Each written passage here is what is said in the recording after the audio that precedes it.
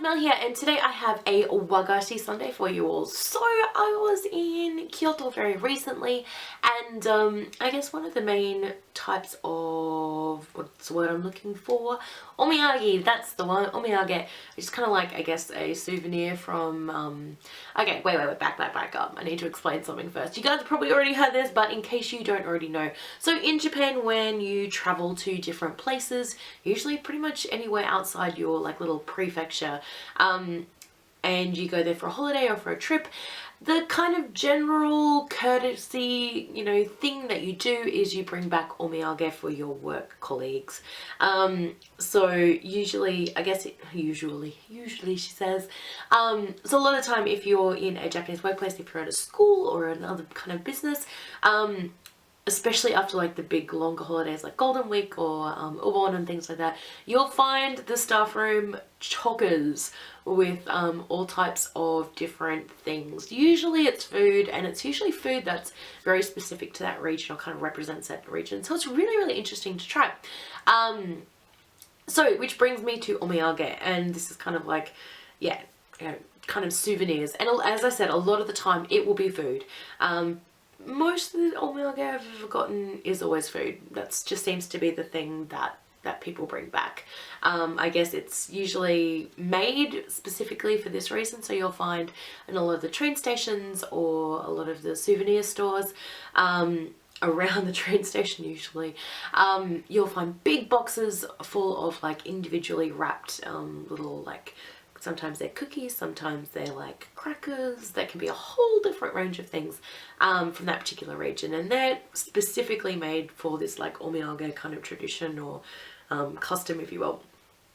So back to Kyoto. I was in Kyoto, and one of Kyoto's very kind of famous, I guess, very traditional omiyage things that people will bring back is like a little kind of hard cinnamon cracker called Yatsuhashi, and I will show you guys in a second. So I have a little bit of a story about how I have this type of Yatsuhashi, which is actually just from my local grocery store and not actually from Kyoto.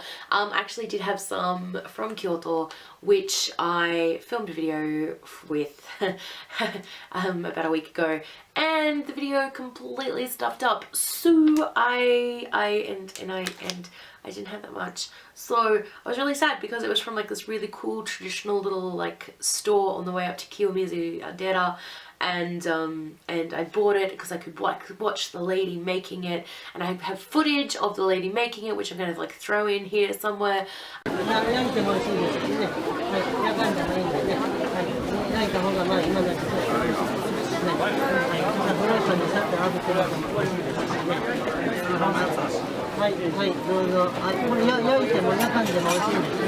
But it was really interesting, and yeah, and the video failed and I didn't have any left, so I had to buy it. But it's the same stuff, I guess, and I've already tried it, so I feel like I'm cheating a little bit. But anyway, that's things happen. We have to go with the flow, people. Anyway, Yatsuhashi. So yeah, I went to this little store with this lovely little old lady out the front, and she was making Yatsuhashi from scratch. So Yatsuhashi is made from, I'm pretty sure, rice flour.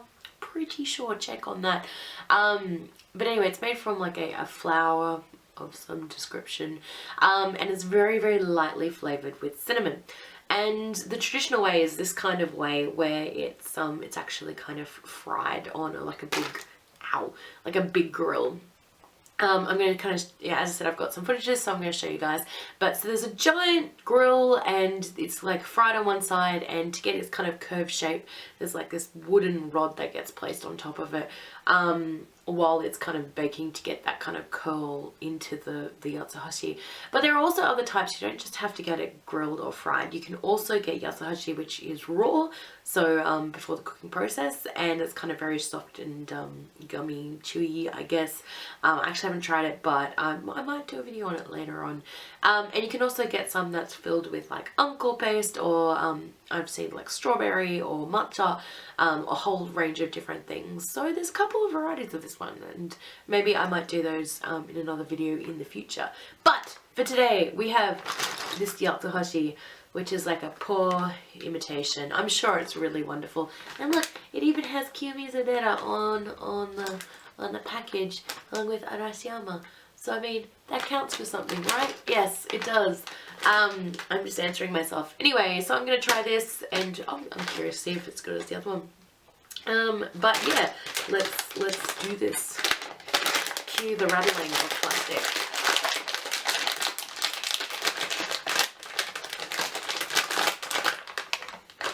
Ooh, cinnamony. Alright, so as I kind of said, I guess, I did actually pick these up at my grocery store. So, you know, a lot of these snacks have been around for so long that they've kind of become very common, not just so regionally specific. So you can actually pick them up at, you know, grocery stores and things like that. And checking out like the traditional like Wagashi, like or snack kind of area in any grocery store in Japan, it's kind of really interesting, because there are so many different things that just are not what I'm used to, or new things for me.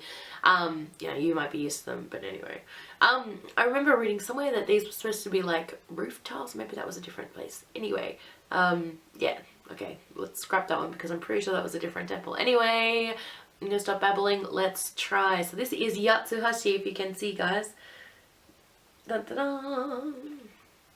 As I said, very, very thin, crisp kind of grilled kind of cookie that tastes very similar. So let's try it.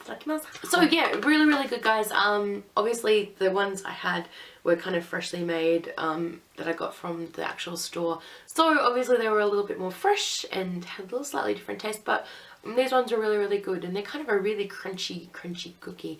But yeah, really good. They actually sell, especially in summer and spring, I had it as well. As you're walking up to Kiyomizu-dera in Kyoto in Higashiyama, there's a lot of like ice cream, soft serve kind of places, and you can get matcha and sakura ice cream, kind of like half, and they often will put one of these in the like little soft serve ice cream cone, like as a wafer. But yeah, it's a really nice way to eat it. So yeah, I know, it's a really nice, it's not too strong, but still got that little bit of cinnamon flavor to it, which is lovely. But I don't know, definitely worth trying if you're kind of into that kind of thing. And if you're in Kyoto or anywhere else, apparently you can get them in Osaka too, so who knows. And anyway, Kyoto, or where is it? Oh my goodness, I cannot speak today. So yes, it's a Kyoto omiyage, very kind of common and very traditional, but I really wanted to show you guys because yeah, I don't know, I really like trying things from like specific regions when I visit there. It's just kind of a nice way to do things, and it's a way to try something that you may not usually get to try. But yeah, if you're like at a school or something, you will find on your desk after like long weekends or holidays, you will find like a plethora of these just kind of left there. At least that was my experience, and I was always kind of like, what is this?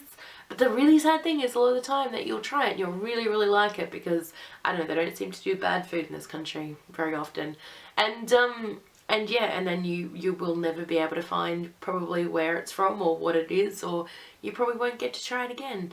But yeah, that's just the way it works, I guess. Unless you travel to that place, and then you probably will be able to find it, but yeah. Anyway, I hope you guys like that, so don't forget to hit that thumbs up button if you liked it. Don't forget to leave me a comment down below. I really like talking to you guys, even though I'm super slack at getting back to you and replying. I'm trying to be better, guys. I'm trying to improve. But yes, still comment. I like to talk to you guys. And if you haven't already, please subscribe. I do lots of these kind of videos. I try and do one once a week, and some travel-y stuff, and some talking about teaching in Japan stuff, and just some life stuff. I don't know, it's just I don't know, I have fun filming them. I hope you guys like watching them. So yeah, subscribe if you like that kind of stuff. And I guess until next week or next time I see you all, have a great one, and I'll see you very soon. So bye.